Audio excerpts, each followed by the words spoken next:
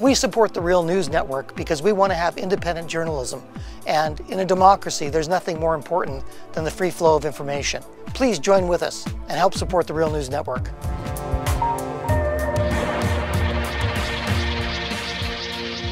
As the 2008 presidential election draws nearer, to discuss it, we're joined by actor, filmmaker, and activist Danny Glover. Danny's the executive producer of the new documentary film, Trouble the Water, which tells the story of an aspiring rap artist and her husband trapped in New Orleans during Hurricane Katrina. Thanks for joining us, Danny. Good. So, Danny, you've been a critic of Obama on some of his foreign policy issues, some domestic issues, particularly health care. Yet, in a few days, you're going to be going to Nevada to campaign for Obama. Why? Well, first of all, I don't think there's anything inconsistent with the sports that needs to happen for Obama, that we all need to be engaged in. You know, in the political process in any democracy is a process in which there's criticism, dissent, and criticism, particularly constructive criticism. And we need to, as I've said before, build a movement around the kind of world, the imaginative world that we want to see, and the policy that we want to see. So I find that going to Nevada and using whatever visibility that I have, that's afforded me, using that visibility to support his candidacy and support him as president is very important. Now, what do you say to Nader supporters and other third-party supporters that there's not much difference between the two and one should use these elections to make a point? Well, the point is that clearly there are positions that seem to be ones in which both McCain and Obama have the same, basically say the same thing. But I think there's a qualitative difference between the two, and how we look at that qualitative difference is one in terms of real access. And what's the difference? And the difference is accessibility. I believe that there's a point where when we talk about the issues around workers, we talk about the issues around poverty, healthcare, education, in some sense, it's not simply just rhetoric, but we have the opportunity to really reinforce ideas which will bring about, I think, a discussion around qualitative change within the Obama campaign and within the Obama presidency. So I think that we, in sorts, we have to forcibly create the space necessary for this discourse, but I think is available for us in an Obama campaign. The counter-argument goes like this, that these are two sections of the elite fighting it out for power. I think on another interview we did earlier, a few weeks ago, I played a clip of George Will saying these elections are not about whether or not the elite will govern, but which section of the elite will govern. And I mean, you consider the McCain section more dangerous, or what? Why pick? Like, why not just condemn them all, as Nader or Cynthia McKinney say? Certainly, there's value in a democracy in having more than just a two-party system. But within the situation that we find ourselves at this particular point in time, I think there's certainly a McKinney candidacy for the Green Party, a candidacy with Nader is important in sense that it still redefines and outlines, I think, the issues that we have to address in real terms. I mean, for instance, you know, in terms of just the Nader issue, when Nader talked about brought up the issue and certainly supported the ideas and supported the sentiment of most of the population to abandon the bailout.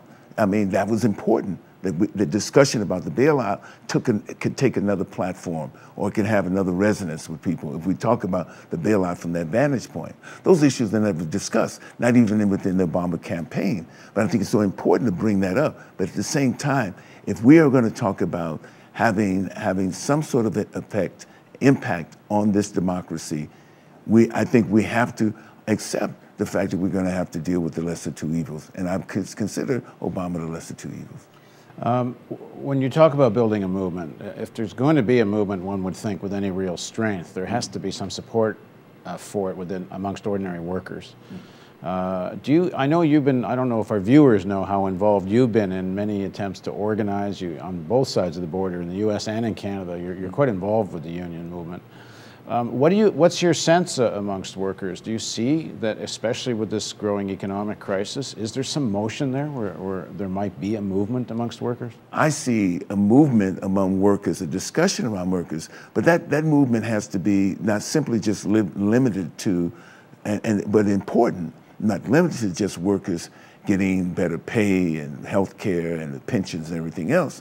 It has to be, in some sense, be part of a much larger discussion in terms of context in which the workers talk about a real qualitative change in the system itself, a redefining of the system itself on all aspects of it. You know, from the vantage point, if workers are able to kind of identify the relationship between the various trade agreements and their own plight, and to look at that in terms of the kind of accumulation of debt and all the other issues, if workers are able to embrace those ideas, then they will become the basis of talking about what does this new, what does this system, what is the evolution of capitalism, or what does this system look like?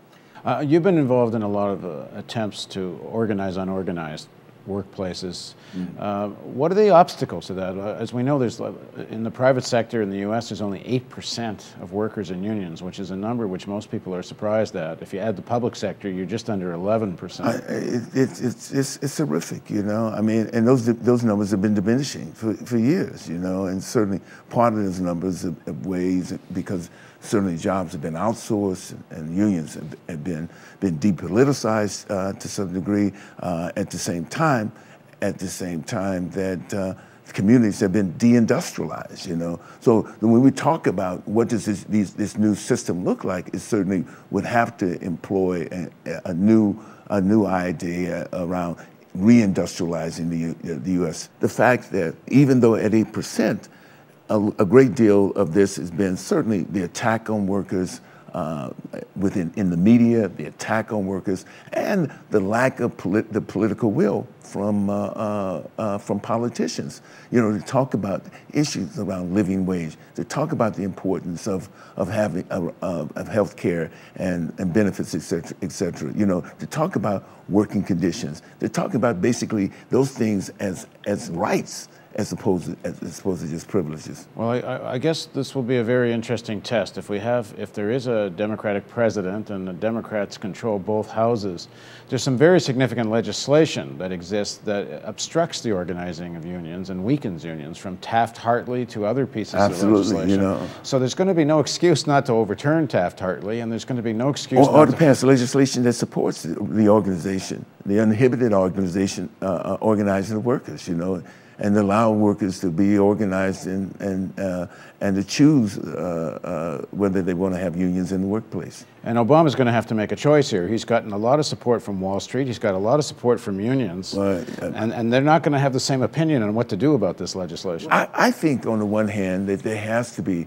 some sort of accommodation to the domestic issue, clearly in terms of the ability of workers to purchase. If we're going to get out of this, workers are going to have to purchase. In any of these scenarios, will people be willing to spend, given the uncertainty of the economy and given the low rate of savings within the economy itself? So I think there's some real issues, but the idea of having an Obama candidacy, an Obama presidency rather, so we move from candidacy to presidency, and a democratically run Senate and House provides some sort of opportunity where people could go to the source in a different way. Well, we've heard a little bit in this segment of the interview about what you think. In the next segment of our interview, I want to know why you think what you think. And what I mean by that is you're one of the actors in Hollywood that's had one of the more successful careers. You keep sticking your neck out. on political issues. So I'm going to, in the next segment of the interview, ask you why you do that. So please join us for the next segment of our interview with Danny Glover. This is the sort of thing we can build right now without anyone else's permission from the government or from the business community. It's the power's in our hands. If we're not going to sleepwalk into more wars and into environmental disaster, we think we need to start with a television news network that won't bow to pressure and has the courage to seek facts. And that means independent economics. And that's why we need you.